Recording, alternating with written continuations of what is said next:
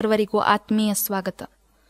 ಆತ್ಮೀಯ ಸಾಧಕರೇ, ಏರು ರಕ್ತದೊತ್ತಡ, ಮಂಡಿ ನೋವು, ಮಧುಮೇಹ, ಮೊಡವೆ, ಮಲಬದ್ಧತೆ, ಅಜೀರ್ಣ, ಅಸ್ತಮಾ, ಎಸಿಡಿಟಿ, IBS, ಮೀನಖಂಡದ ನೋವು, ಸೋರಿಯಾಸಿಸ್, ಬೊಜ್ಜು ಅಥವಾ ಅತಿತೂಕ, ಮುಟ್ಟಿನ ಸಮಸ್ಯೆ, ಜೊತೆಯಲ್ಲಿ ದೇಹವನ್ನು ಶುದ್ಧಿ ಮಾಡಿಕೊಳ್ಳುವುದು ಹೇಗೆ, ಯೋಗ ನಮ್ಮ ದಿನನಿತ್ಯ ಜೀವನದಲ್ಲಿ ಹಾಗೂ ನಮ್ಮ ತೊಂದರೆಗಳಿಗೆ, ರೋಗಗಳಿಗೆ ಹೇಗೆ ಉಪಯುಕ್ತ ಎಂಬುದಾಗಿ, ಪ್ರಾರ್ಥನೆಯ ಮಹತ್ವವೇನು, ಆಯುರ್ವೇದ ಚಿಕಿತ್ಸೆಗಳು, ಪಂಚಕರ್ಮದ ಪ್ರಾಮುಖ್ಯತೆ ಏನು, ಒಮೆಗಾ 3 ಮೇದಾಮ್ಲವು ನಮ್ಮ ದೇಹಕ್ಕೆ ಹೇಗೆ ಯಾಕೆ ಅಗತ್ಯ, ನೈಸರ್ಗಿಕ ಆಹಾರದ ಮಹತ್ವವೇನು, ಪ್ರಕೃತಿ ಚಿಕಿತ್ಸೆ ಎಂದರೇನು, ಅದರ ವೈಶಿಷ್ಟ್ಯತೆ ಏನು ಎನ್ನುವಂತಹ ಎಲ್ಲ ಮಾಹಿತಿಗಳನ್ನು ಈ ನಿಸರ್ಗವಾಣಿ ಕಾರ್ಯಕ್ರಮದ ಮೂಲಕ ನಾವು ಹೇಳ್ತಾ ಬಂದಿದ್ದೇವೆ. ಆ ಮೂಲಕ ಸ್ವಸ್ಥ ಆರೋಗ್ಯವನ್ನು ಪಡೆಯುವತ್ತ ತಾವು ಪ್ರೇರಕರಾಗಿದ್ದೀರಿ ಎಂದು ಭಾವಿಸ್ತೇವೆ.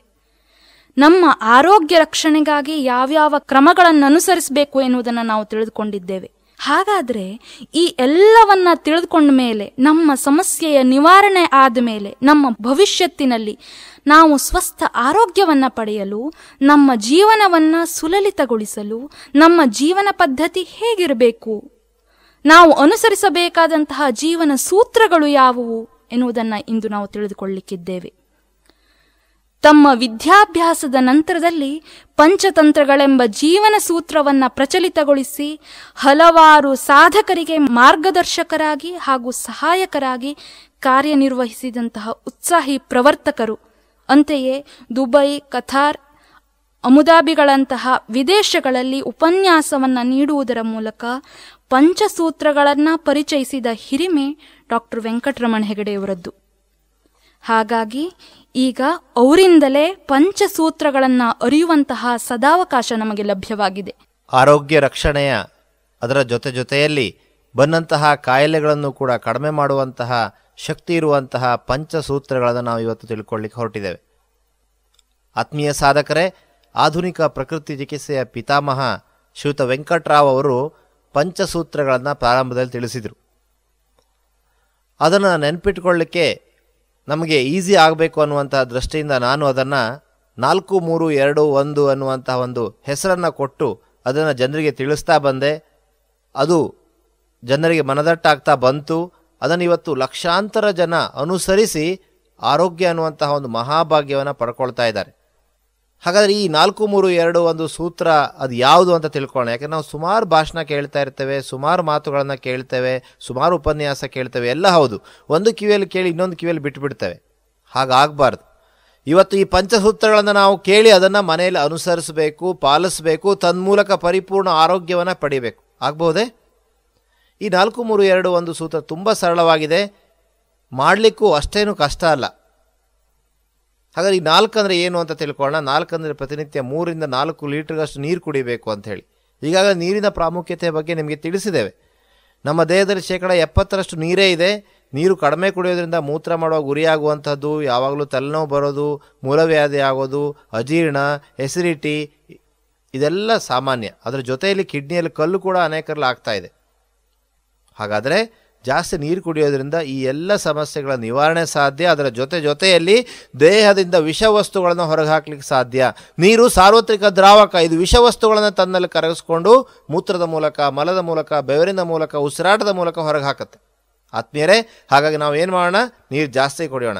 ಬೆಳಗ್ಗೆ ಎದ್ದು ಒಂದು ತಮಗೆ ನೀರನ್ನು ಕುಡಿದ್ರೆ ಹೊಟ್ಟೆಗೆ ಹೋದಂಥ ನೀರು ಕರಳಿಗೆ ಒಂದು ಸಂದೇಶ ಕೊಡುತ್ತೆ, ಮೇಲ್ಗಡೆ ಏನೋ ಬಂದಿದೆ, ಕೆಳಗಡೆ ಇದನ್ನು ಹೊರಗೆ ಹಾಕು ಅಂತೇಳಿ. ಬೆಳಗ್ಗೆ ಎದ್ದು ಟಾಯ್ಲೆಟಿಗೆ ಹೋಗ್ಲಿಕ್ಕೆ ಸಾಧ್ಯ ಆಗುತ್ತೆ. ಹಾಗೆಯೇ ಮಧ್ಯದಲ್ಲಿ ನೀರು ಕುಡಿಯುವಂಥ ಅಭ್ಯಾಸವನ್ನು ನಾವು ಇಟ್ಕೊಂಡಲ್ಲಿ ದೇಹ ಶುದ್ಧ ಆಗ್ಲಿಕ್ಕೆ ಸಹಾಯ ಆಗುತ್ತೆ. ಹೇಗೆ ನಾವು ದೇಹದ ಹೊರಗಡೆ ನೀರು ಹಾಕಿ ಕ್ಲೀನ್ ಮಾಡ್ತೇವೋ, ದೇಹದ ಒಳಗಡೆನೂ ಪ್ರತಿನಿತ್ಯ ನಾವು ಕ್ಲೀನ್ ಮಾಡಿಕೊಂಡ್ರೆ ನಮ್ಮ ದೇಹ ವಿಷವಸ್ತುಗಳಿಂದ ದೂರ ಇರಲಿಕ್ಕೆ ಸಾಧ್ಯ ಆಗುತ್ತೆ. ಹಾಗಾಗಿ ನಾವೇನು ಮಾಡೋಣ? ಬೆಳಗಿಂದ ರಾತ್ರಿವರೆಗೂ ಕನಿಷ್ಠ 4 ಲೀಟ್ರು, ಸಾಧ್ಯನೇ ಇಲ್ಲ ಅಂದರೆ 3 ಲೀಟರ್ ಆದರೂ ಕುಡಿಯೋಣ. ಇಲ್ಲ ಮಕ್ಕಳಿಗೆ 18 ವರ್ಷದ ಒಳಗಿನ ಪ್ರಾಯದವರಿಗೆ ಕನಿಷ್ಠ 2 ಲೀಟರ್ ಆದರೂ ಕುಡಿಬೇಕು. ಆಗ್ಬೋದಾ? ಸೊ ಈ ಒಂದು ಉಪಾಯವನ್ನು ಮಾಡ್ತಾ ಬರೋಣ. ತನ್ಮೂಲಕ ನಮ್ಮ ಆರೋಗ್ಯನ ಒರೆಸ್ಕೊಳ್ಳೋಣ. 4 ಅಂದರೆ ನಾವು ತಿಳ್ಕೊಂಡಿದ್ದೇವೆ 4 ಲೀಟರ್ ನೀರು ಕುಡಿಬೇಕು ಅಂತೇಳಿ. ಹಾಗಾದರೆ 3 ಅಂದರೆ ಏನು ಅಂತ ತಿಳ್ಕೊಳ್ಳೋಣ. 3 ಅಂದರೆ 3 ಸಲ ಮಾತ್ರ ಆಹಾರ ಸೇವನೆ.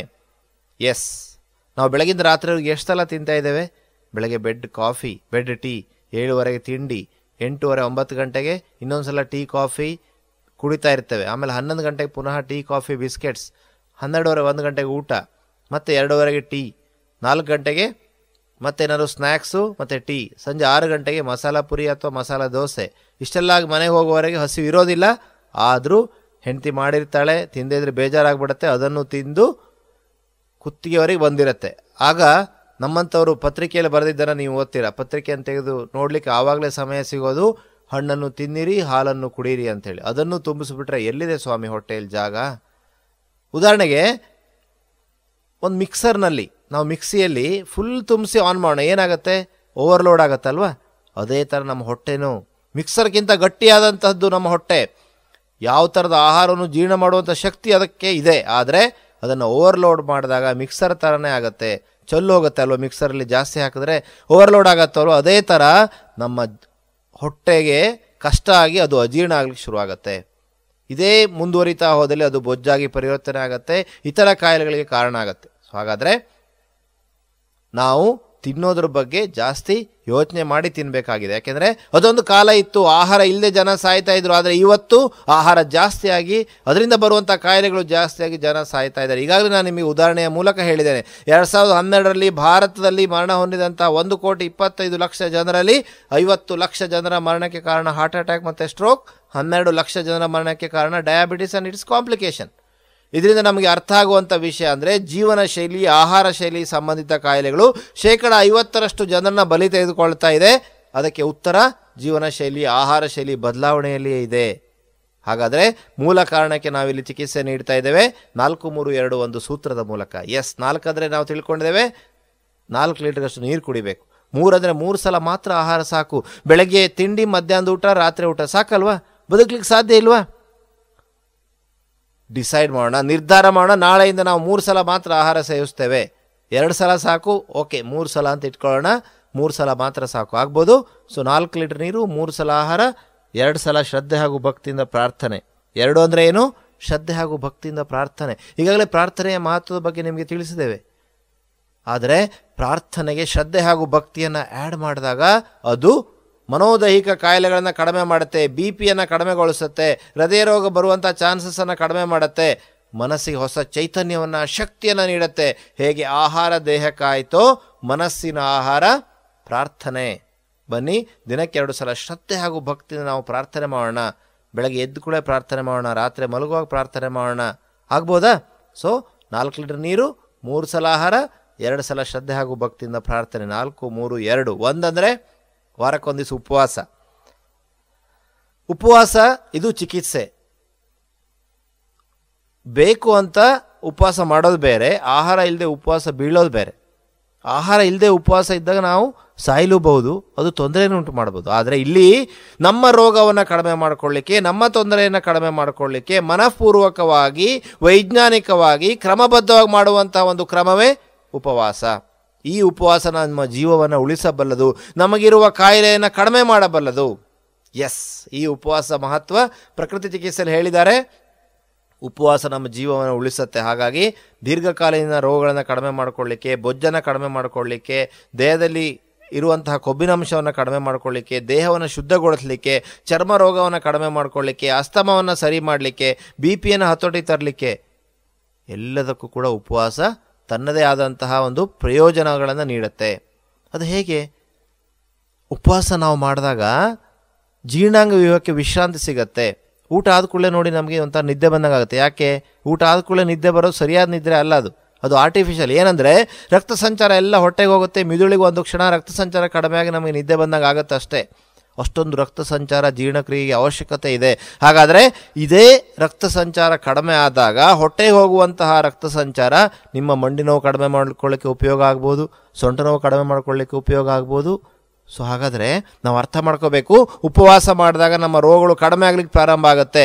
ನೀವು ಮನೆಯಲ್ಲಿ ಏನು ಮಾಡ್ಬೋದು? ಫಾಲೋಅಪ್ಪಲ್ಲಿ ಏನು ಮಾಡ್ಬೋದು? ವಾರಕ್ಕೊಂದು ದಿವಸ ಉಪವಾಸ, ಬೇಡ 15 ದಿವಸಕ್ಕೊಂದು ದಿವಸ ಉಪವಾಸ. ಕೆಲವರು ಸಂಕಷ್ಟಿಗೆ ಉಪವಾಸ ಮಾಡ್ತಾರೆ, ಬೆಳಗಿಂದ ರಾತ್ರಿವರೆಗೂ ಖಾಲಿ ಇದ್ದು ರಾತ್ರಿ ಫುಲ್ ತಿಂದು ಮಲಗಿಬಿಡ್ತಾರೆ, ಅಜೀರ್ಣ ಆಗ್ಬಿಡುತ್ತೆ. ಹಾಗೂ ಮಾಡಬಾರ್ದು. ನಮ್ಮನೆ ಪಕ್ಕದ ಮನೆ ಸುಬ್ಬಮ್ಮ ಉಪವಾಸ ಮಾಡ್ತಾಳೆ. ಆಚೆ ಮನೆ ಸುಬ್ಬಮ್ಮನಿಗೆ ಏಕಾದಶಿ ಉಪವಾಸ, ಎಲ್ಲೋ ಸ್ವಲ್ಪ ತಿಂತಾರಷ್ಟೇ, ಉಪ್ಪಿಟ್ಟು ಅವಲಕ್ಕಿ ಪಾಯಸ ಅಂಥೇಳಿ. ಅವತ್ತು ಅನ್ನ ಬಿಟ್ಟು ಅಥವಾ ಚಪಾತಿ ಬಿಟ್ಟು ಉಳಿದೆಲ್ಲ ತಿಂದುಬಿಡ್ತಾರೆ. ಹಾಗೆ ಉಪವಾಸ ಮಾಡಿದ್ರೆ ಏನೂ ಪ್ರಯೋಜನ ಇಲ್ಲ. ಆ ಉಪ್ಪಿಟ್ಟು ತಿಂತಾರೆ, ಅದಕ್ಕೊಂದಿಷ್ಟು ಎಣ್ಣೆ, ಹಸಿಮೆಣಸು ಇರುತ್ತೆ, ಮತ್ತು ಹೊಟ್ಟೆ ಹಾಳಾಗುತ್ತೆ. ಅದರ ಬದಲಿಗೆ ಹಣ್ಣು, ಹಣ್ಣಿನ ರಸ, ತರಕಾರಿ ರಸ, ಮಜ್ಜಿಗೆ, ಎಳೆನೀರು ಇವುಗಳನ್ನೇ ತೆಗೆದುಕೊಂಡು, ಅಥವಾ ಟೀ ಕಾಫಿ ಒಂದೊಂದು ಗ್ಲಾಸ್ ತೆಗೆದುಕೊಳ್ಬೋದು, ಅಥವಾ ಹಾಲು ಕುಡಿಬೋದು, ಮೊಸರು ತಗೊಳ್ಬೋದು. ಈ ರೀತಿ ಲಿಕ್ವಿಡ್ ಆಹಾರ ಇಲ್ಲಾಂದರೆ ಹಣ್ಣುಗಳನ್ನು ತೆಗೆದುಕೊಂಡು ನಾವೇನಾದರೂ ಉಪವಾಸ ಮಾಡಿದ್ರೆ ನಮ್ಮ ಜೀರ್ಣಾಂಗಕ್ಕೆ ರೆಸ್ಟ್ ಸಿಗುತ್ತೆ, ನೆಕ್ಸ್ಟ್ ಡೇ ಮೋಷನ್ ಕರೆಕ್ಟಾಗಿ ಆಗುತ್ತೆ, ಜೊತೆಗೆ ಲವಲವಿಕೆಯ ಉತ್ಸಾಹ ಬರುತ್ತೆ, ಇಡೀ ದೇಹ ಶುದ್ಧ ಆಗಲಿಕ್ಕೆ ನಾವು ಪೂರಕವಾಗಿ ಕೆಲಸ ಮಾಡಿದಾಗತ್ತೆ. ಹಾಗಾದರೆ ನಮ್ಮ ರೋಗಗಳನ್ನು ಕಡಿಮೆ ಮಾಡ್ಕೊಳ್ಳಿಕ್ಕೆ ಅದು ಯಾವುದೇ ಕಾಯಿಲೆ ಇರಲಿ, ಉಪವಾಸ ರಾಮಬಾಣ. ಹಾಗಾದರೆ ಉಪವಾಸನ ಕ್ರಮಬದ್ಧವಾಗಿ ಮಾಡುವಂತಹ ವಿಧಾನಗಳನ್ನು, ಉದಾಹರಣೆಗೆ ಉಪವಾಸ ಮಾಡೋ ಕೆಲವರಿಗೆ ತಲೆನೋವು ಬರುತ್ತೆ, ಇನ್ನು ಕೆಲವರಿಗೆ ಒಂಥರ ವಾಂತಿ ಬಂದಂಗೆ ಆಗುತ್ತೆ, ಕೆಲವರಿಗೆ ಮಲಬದ್ಧತೆ ಉಂಟಾಗತ್ತೆ. ಇದಕ್ಕೆಲ್ಲ ಪರಿಹಾರ ಇದೆ. ಇದಕ್ಕೆ ನಾವು ಕ್ರೈಸಿಸ್ ಅಂತ ಹೇಳ್ತೇವೆ. ಈ ಪರಿಹಾರಗಳನ್ನು ನೀವು ಪ್ರಕೃತಿ ಚಿಕಿತ್ಸಕ ಹತ್ರ ಕೇಳಿ ತಿಳ್ಕೊಂಡು ಕ್ರಮಬದ್ಧವಾದ ಉಪವಾಸವನ್ನು ಮನೆಯಲ್ಲಿ ಮಾಡಿ ತನ್ಮೂಲಕ ಆರೋಗ್ಯವನ್ನು ಪಡ್ಕೊಳ್ಳಿ. ಹಾಗಾದ್ರೆ ನಾವು ಕೇಳಿದ್ವಿ 4-3-2-1 ಎನ್ನುವಂತಹ ಸೂತ್ರವನ್ನು. 4 ಲೀಟರ್ ನೀರು, 3 ಸಲ ಮಾತ್ರ ಆಹಾರ, 2 ಸಲ ಶ್ರದ್ಧೆ ಹಾಗೂ ಭಕ್ತಿಯಿಂದ ಪ್ರಾರ್ಥನೆ, ವಾರಕ್ಕೊಂದಿಸ ಉಪವಾಸ. ಈಗಾಗಲೇ ನೀವು ಕೇಳ್ತಾ ಇದ್ದೀರಿ ಪಂಚಸೂತ್ರಗಳನ್ನು. ಹೌದು, 5ನೇ ಸೂತ್ರ ಯಾವುದು? 4 ಸೂತ್ರಗಳನ್ನು ತಿಳ್ಕೊಂಡಿದ್ದೇವೆ, ಅದನ್ನೇ ನಾವು ನೆನಪಿಟ್ಟುಕೊಳ್ಳುವಂಥ ದೃಷ್ಟಿಯಿಂದ 4-3-2-1 ಅಂತ ಹೆಸರಿಟ್ಟಿದ್ದೇವೆ. ಇನ್ನೊಂದು ಸೂತ್ರ ಇದೆ, ಅದೇ +1. 5ನೆಯ ಸೂತ್ರ ಹಾಗೂ ಬಹಳ ಪ್ರಮುಖವಾದಂಥ ಒಂದು ಸೂತ್ರ, ಅದೇ 1 ಗಂಟೆ ಯೋಗಾಭ್ಯಾಸ ಹಾಗೂ ವ್ಯಾಯಾಮ. 1 ಗಂಟೆ ನಿಮಗೆ ಟೈಮ್ ಸಿಕ್ಕಿಲ್ಲ ಅಂದರೆ ಬೆಳಗ್ಗೆ ಅರ್ಧ ಗಂಟೆ, ಸಂಜೆ ಅರ್ಧ ಗಂಟೆ ಡಿವೈಡ್ ಮಾಡ್ಕೊಳ್ಬೋದು. ಬೆಳಗ್ಗೆ ಯೋಗಾಭ್ಯಾಸ ಇಟ್ಕೊಳ್ಬೋದು, ಸಂಜೆ ವಾಕಿಂಗ್ ಇಟ್ಕೊಳ್ಬೋದು. ಆದರೆ ನಮ್ಮಲ್ಲಿ ಸುಮಾರು ಜನ ವಾಕಿಂಗ್ ಹೋಗ್ತಾರೆ. ನಾನೊಂದು 6 ತಿಂಗಳ ಹಿಂದೆ ಒಂದು ಕಾಲೋನಿಯಲ್ಲಿ ಯೋಗ ಕ್ಲಾಸ್ ಮಾಡಿದ್ದೆ. ಸುಮಾರು 70 ಜನ ಮಹಿಳೆಯರು ಭಾಗವಹಿಸಿದರು. ಸರಿ, ಆ 70 ಜನ ಯೋಗ ಕ್ಲಾಸಿಗೆ ಬಂದರು. ಆಮೇಲೆ ಯೋಗದ ಎಂಡಲ್ಲಿ ನಾನು ಅವ್ರಿಗೆ ಹೇಳಿದೆ, ನೀವು ವಾಕಿಂಗ್ ಎಲ್ಲ ಮಾಡಬೇಕು ಅಂತೇಳಿ. ಅವರು ತುಂಬ ಸಂತೋಷದಿಂದ ಒಪ್ಕೊಂಡ್ರು. ವಾಕಿಂಗನ್ನು ಮಾಡ್ತಾಯಿದ್ರು ಅನ್ಸುತ್ತೆ ಅವರು. ನಾನು ಒಂದು 3 ತಿಂಗಳ ಹಿಂದೆ ಅಂದರೆ ನಾನು ವಾಕಿಂಗ್ ಹೋಗಿದ್ದೆ ಅದೇ ದಾರಿಯಲ್ಲಿ, ಅದೇ ಕಾಲೋನಿಯ ರೋಡಲ್ಲಿ ಹೋಗ್ತಾ ಇರಬೇಕಾದ್ರೆ 3 ಜನ ನನ್ನ ವಿದ್ಯಾರ್ಥಿಗಳು, ಅಂದರೆ ಅವರು ಹೆಂಗಸರು, ಮಹಿಳೆಯರು ಸಿಕ್ಕಿದ್ರು. ನಮಸ್ಕಾರ ಗುರುಗಳೇ ಅಂದರು. ಯಾಕಂದ್ರೆ ನಾನು ಅವರ ಯೋಗ ಗುರು. ನಮಸ್ಕಾರ ಅಂದೆ. ಎಲ್ಲಿ ಹೋಗಿದ್ರಿ ಅಂತ ಕೇಳಿದೆ. ಅದೇ ಗುರುಗಳೇ, ನೀವು ಹೇಳಿದ್ರಲ್ಲ ವಾಕಿಂಗ್ ಮಾಡಿ ಅಂಥೇಳಿ, ಅದೇ ಪ್ರಕಾರ ನಾವು ವಾಕಿಂಗ್ ಹೋಗಿದ್ವಿ. ಸರಿ, ನೀವು ವಾಕಿಂಗ್ ಹೋಗಿದ್ರಿ, ಆದರೆ ನಿಮ್ಮ ಕಣ್ಣೆಲ್ಲ ಕೆಂಪಾಗಿದೆ ಯಾಕೆ ಅಂತ ಕೇಳಿದೆ. ಓ ಅದಾ, ನಾವು ವಾಕಿಂಗ್ ಹೋದಾಗ ಮನೆಯಲ್ಲಿ ಅತ್ತೆ ಬೈದಿದ್ದು, ಗಂಡನೊಟ್ಟಿಗೆ ಜಗಳ ಆಡಿದ್ದು, ಮಕ್ಕಳಿಗೆ ಹೊಡೆದಿದ್ದು ಎಲ್ಲ ಹೇಳ್ಕೊಂಡು ಹತ್ಕೊಂಡು ಬಂದಿದ್ದಾರೆ ಅವರು. ಹಾಗಾಗಿ ಅವ್ರ ಕಣ್ಣು ಕೆಂಪಾಗಿದೆ. ಅವರು ಹರಟೆ ಹೊಡೆದಿದ್ದಾರೆ ಹೊರತು ವಾಕಿಂಗ್ ಮಾಡಿಲ್ಲ. ಇದಲ್ಲ ವಾಕಿಂಗ್. ವಾಕಿಂಗ್ ಹೇಗಿರಬೇಕು? ವಾಕಿಂಗ್ ವೇಗವಾಗಿರಬೇಕು, ಹೃದಯ ವೇಗವಾಗಿ ಬಡಿಬೇಕು, ತನ್ಮೂಲಕ ರಕ್ತ ಸಂಚಾರ ಇಡೀ ದೇಹದಲ್ಲಿ ಸರಿಯಾಗಿ ಆಗಬೇಕು, ಅದರ ಮೂಲಕ ದೇಹ ಶುದ್ಧ ಆಗಬೇಕು. ಸೊ ಹಾಗಾದರೆ ನಮ್ಮ ದೇಹ ಶುದ್ಧ ಆಗಬೇಕು, ನಮ್ಮ ದೇಹಕ್ಕೆ ಸಾಕಷ್ಟು ರಕ್ತ ಸಂಚಾರ ಸರಿಯಾಗಿ ಆಗಬೇಕು ಅಂದರೆ ನಾವು ವೇಗವಾಗಿ ಬ್ರಿಸ್ಕ್ ವಾಕ್ ಮಾಡಬೇಕು. ಬೆಟರ್, ಒಳ್ಳೆಯದಂದರೆ ದಿನ ಒಂದು 21 ರೌಂಡ್ ವೇಗವಾಗಿ ಸೂರ್ಯ ನಮಸ್ಕಾರಗಳನ್ನು ಮಾಡೋದು ಒಳ್ಳೆ ವ್ಯಾಯಾಮ. ಮಧುಮೇಹ ಹೊಂದಿದವರಿಗೆ ಮಧುಮೇಹದ ಸ್ಪೆಷಲ್ ವ್ಯಾಯಾಮ ಇದೆ, ಅದನ್ನು ಮಾಡೋದು ತುಂಬ ಒಳ್ಳೆಯದು. ಸೊಂಟ ನೋವು, ಕುತ್ತಿಗೆ ನೋವು, ಮಂಡಿ ನೋವು ಅಥವಾ ಯಾವುದೇ ರೀತಿ ತೊಂದರೆ ಇದ್ದರೆ ಅದಕ್ಕೂ ಅನುಗುಣವಾದಂಥ ವ್ಯಾಯಾಮಗಳನ್ನು, ಯೋಗಾಭ್ಯಾಸವನ್ನು ಮಾಡಿ ನಿಮ್ಮ ತೊಂದರೆಯನ್ನು ಕಡಿಮೆ ಮಾಡಿ ನಂತರದಲ್ಲಿ ನೀವು ರೆಗ್ಯುಲರ್ ವಾಕಿಂಗನ್ನು ಅಥವಾ ಯೋಗಾಭ್ಯಾಸವನ್ನು, ಸೂರ್ಯ ನಮಸ್ಕಾರವನ್ನು ಮಾಡ್ಬೋದು. ಯಾಕೆ ನಿಮ್ಮ ತೊಂದರೆ ಇದ್ದಾಗ ನೀವು ಇದನ್ನೆಲ್ಲ ಮಾಡಿ ನೋವು ಹೆಚ್ಚಾದರೆ ಆಮೇಲೆ ನೀವೇ ಹೇಳ್ತೀರ, ಅಯ್ಯೋ ನಾನು ವ್ಯಾಯಾಮ ಮಾಡಿ ನನಗೆ ತೊಂದರೆ ಹೆಚ್ಚಾಯಿತು ಅಂತೇಳಿ. ಹಾಗಾಗಿ ತಜ್ಞರನ್ನು ಭೇಟಿ ಮಾಡಿ, ಪ್ರಕೃತಿ ಚಿಕಿತ್ಸಕರನ್ನ ಅಥವಾ ಫಿಸಿಯೋಥೆರಪಿಸ್ಟನ್ನು ಭೇಟಿ ಮಾಡಿ, ನಿಮಗೆ ಬೇಕಾಗುವಂಥ ವ್ಯಾಯಾಮಗಳನ್ನು ಕಲಿತು ಅದನ್ನು ಮಾಡಿ. ಆಗ್ಬೋದಾ? ಸೊ ಅಲ್ಲಿಗೆ ನಾವು ತಿಳ್ಕೊಂಡಿದ್ದೇವೆ 4-3-2-1 ಅನ್ನುವಂಥ ಒಂದು ಆರೋಗ್ಯದ ಗೋಲ್ಡನ್ ಸೂತ್ರಗಳನ್ನು. ಅದು ಪಂಚಸೂತ್ರಗಳು: 4 ಲೀಟರ್ ನೀರು ಕುಡಿಯೋದು, 3 ಸಲ ಆಹಾರ, 2 ಸಲ ಪ್ರಾರ್ಥನೆ, ವಾರಕ್ಕೊಂದಿಸ ಉಪವಾಸ, +1 ಗಂಟೆ ಯೋಗಾಭ್ಯಾಸ, ವ್ಯಾಯಾಮ. ಈ 5 ಸೂತ್ರಗಳನ್ನು ಅನುಸರಿಸಿ ನಮ್ಮ ಆರೋಗ್ಯವನ್ನು ಒರೆಸಿಕೊಳ್ಳೋಣ. ಬಂದಂತಹ ತೊಂದರೆಯನ್ನು, ರೋಗವನ್ನು ಪೂರ್ತಿಯಾಗಿ ಕಡಿಮೆ ಮಾಡ್ಕೊಳ್ಳೋಣ. ಗೋಲ್ಡನ್ ಸೂತ್ರ ಎನ್ನುವಂತಹ ಪಂಚಸೂತ್ರಗಳನ್ನು ಹೇಳಿದ್ರು. ಆದರೆ ಇದು ಕೇವಲ ಗೋಲ್ಡನ್ ಸೂತ್ರಗಳಲ್ಲ, ನಿಜವಾಗ್ಲೂ ಜೀವನ ಸೂತ್ರಗಳು. ಆಹಾರದ ಮೂಲಕ ಹಾಗೂ ನಮ್ಮ ಜೀವನ ಶೈಲಿಯ ಮೂಲಕ ನಾವು ನಮ್ಮ ಸ್ವಸ್ಥ ಆರೋಗ್ಯವನ್ನು ಹೇಗೆ ಇಟ್ಕೊಳ್ಬೇಕು ಎನ್ನುವುದಕ್ಕೆ ನಿಜವಾಗ್ಲೂ ಆದರ್ಶ ಈ ವಾಕ್ಯಗಳು, ಈ ಸೂತ್ರಗಳು. ಹಾಗಾಗಿ ಭಿನ್ನತೆಯಲ್ಲಿ ಏಕತೆ ನಮ್ಮ ಸಂಸ್ಕೃತಿ, ಪ್ರಕೃತಿಯಲ್ಲಿ ವೈವಿಧ್ಯತೆ ನಮ್ಮ ಪ್ರಾಕೃತಿ. ಭಿನ್ನತೆಯಲ್ಲಿ ಏಕತೆ ನಮ್ಮ ಸಂಸ್ಕೃತಿ, ಪ್ರಕೃತಿಯಲ್ಲಿ ವೈವಿಧ್ಯತೆ ನಮ್ಮ ಪ್ರಾಕೃತಿ. ಪೂರ್ಣತೆಯಲ್ಲಿ ಪರಿಪೂರ್ಣತೆ ನಮ್ಮ ಆಕೃತಿ.